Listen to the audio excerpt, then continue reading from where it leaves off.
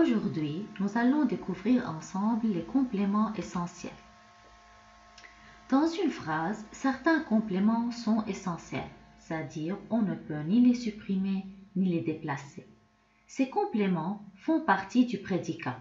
Exemple, Victor Hugo est le chef de file du romantisme. Victor Hugo est le sujet et le chef de file du romantisme est le prédicat. Le chef de file du romantisme est le complément essentiel. Dans le second exemple, les auteurs romantiques expriment leurs sentiments. Les auteurs romantiques est le sujet, le prédicat est exprime leurs sentiments. Leur sentiment est le complément essentiel.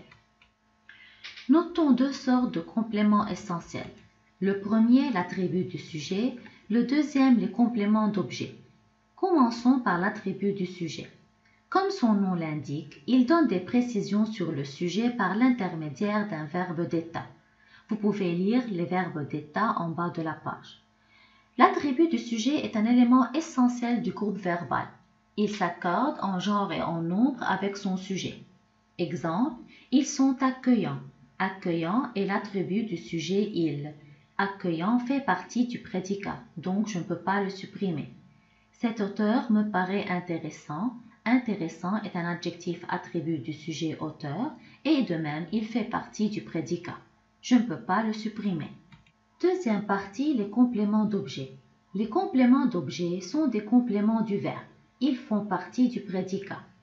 Les compléments d'objet direct, COD, et indirect, COI, ne peuvent être supprimés. Ce sont des compléments essentiels. Commençons par le COD.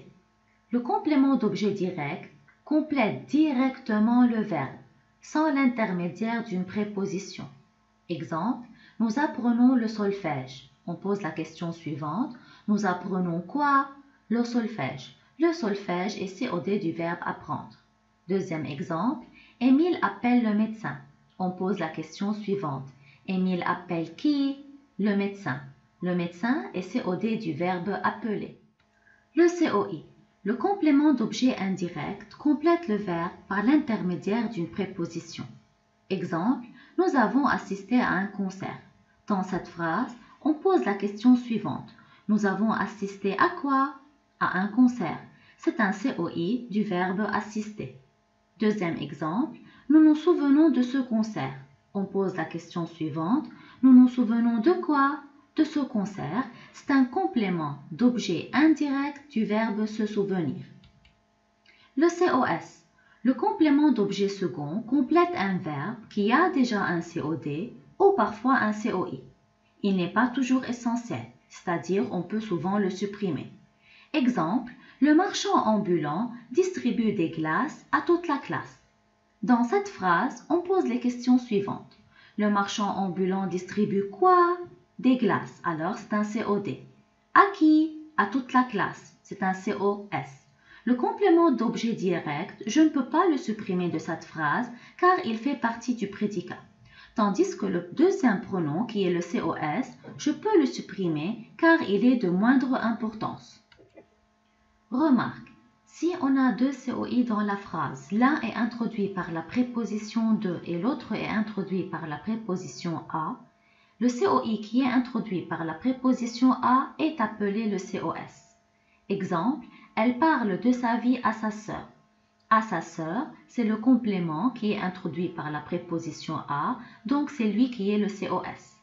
Deuxième remarque, le COS n'est pas toujours le complément en seconde position dans la phrase. Exemple, elle parle à sa sœur de sa vie. Le complément à sa sœur vient ici en première position. Passons maintenant aux classes grammaticales des compléments d'objet. On a 4 classes grammaticales. La première, les compléments d'objet peuvent être un nom ou groupe nominal. Exemple, nous lisons un poème de Paul Éluard. Un poème de Paul Éluard est un groupe nominal COD du verbe lire. Deuxième nature, un pronom. Nous le lisons. Nous lisons quoi? Le. Le est un pronom personnel COD du verbe lire. Troisième nature, un groupe à l'infinitif. J'aimerais apprendre ce poème. Apprendre ce poème est un groupe à l'infinitif COD du verbe aimer. Quatrième nature, une proposition subordonnée. Exemple, j'aimerais que tu lises ce poème. que tu lises ce poème est une proposition subordonnée COD du verbe aimer. Attention, quand le COI est un pronom, il n'est pas nécessairement introduit par une préposition. Exemple, je ressemble à mon père. Je ressemble à qui? À mon père. C'est un COI. Je peux remplacer à mon père par le pronom personnel lui. La phrase devient je lui ressemble. Lui est un pronom personnel COI et il n'est pas introduit par une préposition. Deuxièmement, quand le COD est un groupe à l'infinitif, il peut être introduit par une préposition. Comme dans l'exemple suivant, il décide de venir. On pose la question suivante, il décide quoi? De venir. C'est un groupe à l'infinitif qui est introduit par la préposition de. Merci bien pour votre écoute et à bientôt.